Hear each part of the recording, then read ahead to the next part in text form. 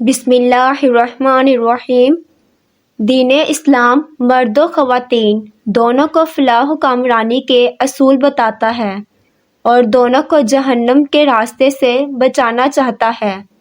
اس لیے جو کوتاہیاں مردوں میں ہیں ان میں مردوں کی اصلاح فرماتا ہے، اور جو خامیاں عورتوں کی ہیں ان میں عورتوں کی رہنمائی فرماتا ہے۔ جہنم میں عورتوں کی کثرت کیوں ہوگی، اس کی وجوہات آقا کریم صلی اللہ علیہ وآلہ وسلم نے بیان فرمائی ہے۔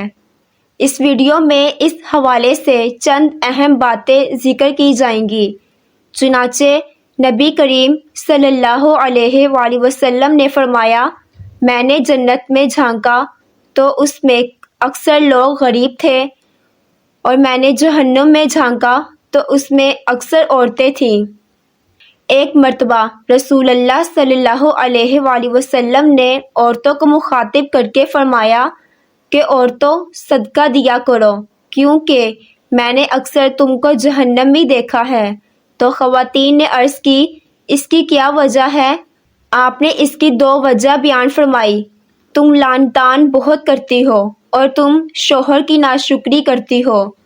بہت سی عورتوں کی عادت ہوتی ہے کہ ایک دوسرے کو یا اپنے شوہر کو، اپنی خادموں کو یا اپنی اولاد کو لعن طعن کرتی ہیں اور انہیں بد دعائیں دیتی ہیں۔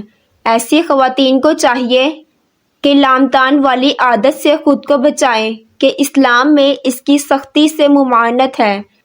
اکثر عورتوں میں یہ عادت ہوتی ہے کہ شوہروں کی ناشکری ہی کرتی رہتی ہیں، چاہے شوہر ان کے لیے جتنی ہی محنت کر لیں اور اپنی استطاعت کے مطابق جتنی ہی ان کے ساتھ بھلائی کر لیں، لیکن پھر بھی خواتین صبر و شکر کے بجائے ناشکری ہی کرتی رہتی ہیں، جس کے انتہائی بھیانک نتائج سامنے آتے ہیں۔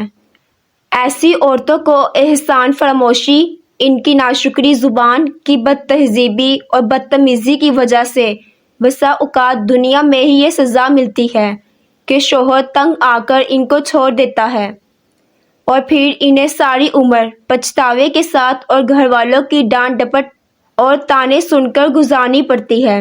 اس لیے خواتین کو چاہیے کہ ایسی حرکتوں سے پہلے فرصت میں توبہ کرے اور جس حال میں اللہ پاک نے شوہر کے ساتھ رکھا ہے اس کو غنیمت جانے۔ دنیاوی اعتبار سے اپنے سے کم مرتبے والوں کی طرف نظر کریں تاکہ صبر و شکر کی کیفیت پیدا ہو۔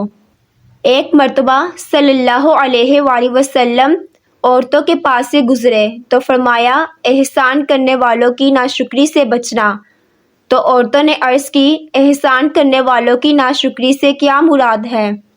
فرمایا، ممکن تھا کہ تم میں سے کوئی عورت طویل عرصے تک بغیر شوہر کے اپنے والدین کے پاس بیٹھی رہتی اور بوڑھی ہو جاتی، لیکن اللہ پاک نے اسے شوہر عطا فرمایا، اس کے سبب مال اور اولاد کی نعمت سے نوازا۔ اس کے باوجود جب وہ غصے میں آتی ہے تو کہتی ہے، میں نے اس سے کبھی بھی بھلائی نہیں دیکھی۔